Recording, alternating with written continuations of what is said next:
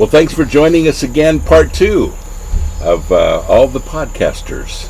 And we had a great time in our last session talking a little bit about vulnerability and transparency. I want to get a little more personal this time. You know, if there's anything that I want us to model to you today, it's, well, that transparency, that vulnerability, but that brokenness. And I think all of us have kind of gone through that in one way or another. Things that have happened in our lives that really lead us to a place where we're either going to follow God or we're not.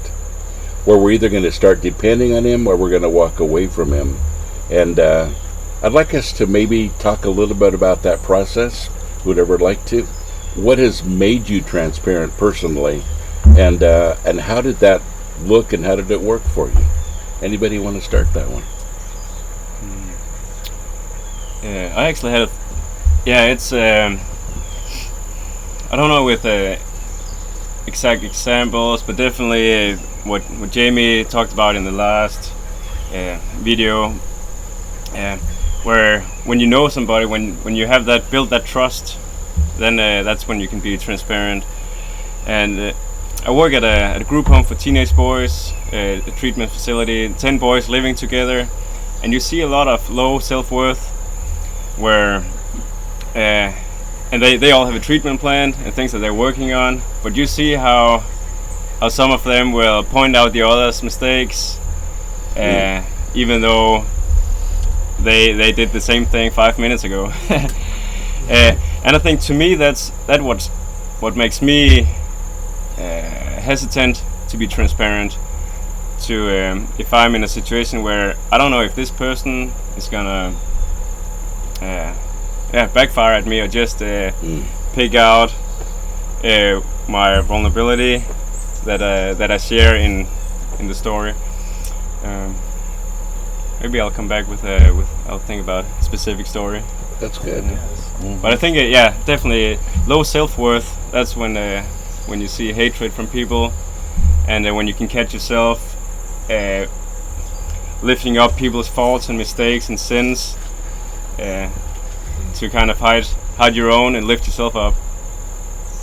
So if we can all be transparent, then I'm all in. Yeah. Absolutely. Exactly, yeah.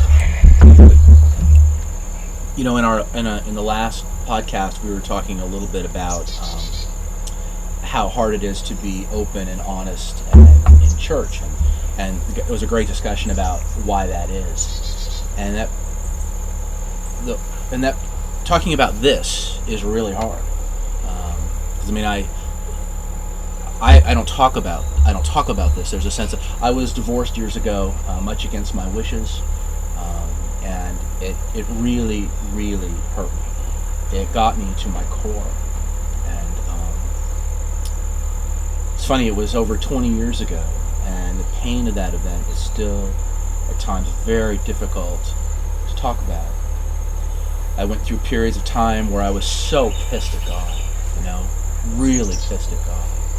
I don't know if you guys have been there or not, but man, Yep. really pissed at God and disappointed in myself, disappointed in my now ex-wife, sad about the situation, and I came very, very close to forsaking my faith and walking away, because I just had so much pain. And I had some good people in my life too, who loved me, who trusted me, who cared about me, but I still was, even though they knew everything, it was an open book for everybody, I still couldn't talk about it. I still didn't feel free to talk about it, And but it changed me. It changed me. I guess those who know me then and those who know me now, you can say if it changed me for the better or not, I don't know. But it really changed my perspective. I had this idea that in church, I don't know what I thought, really, but there's this idea of everyone's perfect, everyone's life is perfect. And you know what? It's not true. We're all broken. We're all hurting. We're all maybe in different places, but we've either been hurt, we're in the process of going through it, or we're on the other side of it, and we praise God that we're through it. I just had a thought whenever you said that. I've never been through divorce in my family, but the feelings that you described is kind of what I went through with the church that I was in. And I was talking with a friend last night about that, because I left from there broken, because I guess even after 20 years of working in a church, I equated the relationship that I had with that church with the relationship that I had with God. And whenever You think that's where a lot of people go? Absolutely. Yeah. And then when that church lets you down, you're like, God, why'd you let me down? And it wasn't people. I mean, it wasn't God. It was the people. Yeah. And whenever that happened, the divorce that I had was with the church, and it was an instantaneous shoot, and suddenly I'm separated from that, and then I'm left wondering, do I trust people? Do I trust God enough to go back? Do I still look for a place to go? Which you do. You still go. You have to remember that the church is not God. It's just people like me. I've hurt people too. And there are people that are probably negative on God because of things I've said and things that I've done. However, I was faced because I had children looking at me and my wife looking at me, and I'm the spiritual leader of the home, but I don't want to go back. And so the event that I had, and I remember coming to him. That's where I really met him, is when I went to him and I said, I can't find any information on what to do. I can't find any literature. I can't find any people with other than one other fellow in California, Brian, that I can talk to and get some help about what to do, because it's almost impossible for me not to reflect the church on God. And God, this is your bride. Why did you let her do this to me? Kind of thing. And that was hard for me. It was tough. Absolutely. And I still feel, when you go there, you still feel it. Yeah. You know? The common denominator between the two of you and also mine was, one, these are things that shook your very core. You know, it's not like you broke up from a girlfriend that you've been dating for the last 6 months and you're devastated. Right. This was the very core of you. Pastor, that's what you feel within your heart, it's what you're meant to be. All of a sudden, rejected from it. Publicly, And in front yeah, of people. Yeah. And the divorce thing, it rattles your very core, and you don't know what to do. Now, you already know that the Bible has all kinds of literature in it, but that's not really going to cure anything. Same thing with divorce. You could read over and over and over again all different types of literature on how to get through it, but it's not going to help you, really. What helps? Acceptance. Yeah. You know,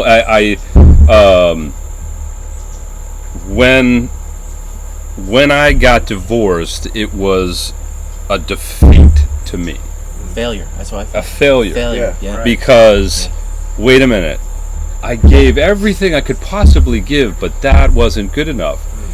But you know, it's like, whoa, what in the world? Why would you pour so much into somebody, and then all of a sudden they go, no.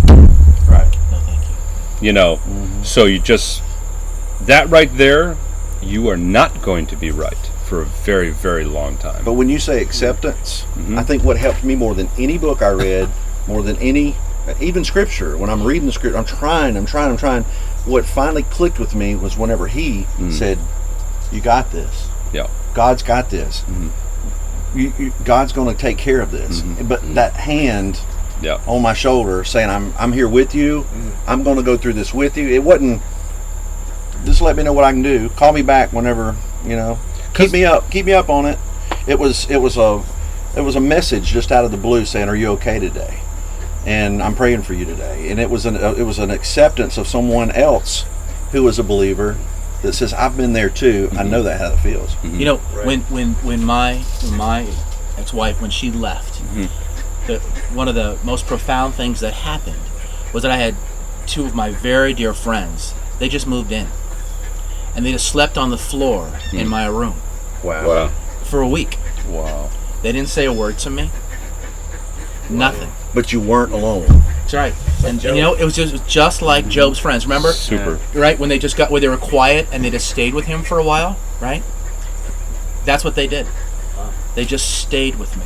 And that, Mark and John, thank you. Yeah. Really, They Wow. could have saved my life.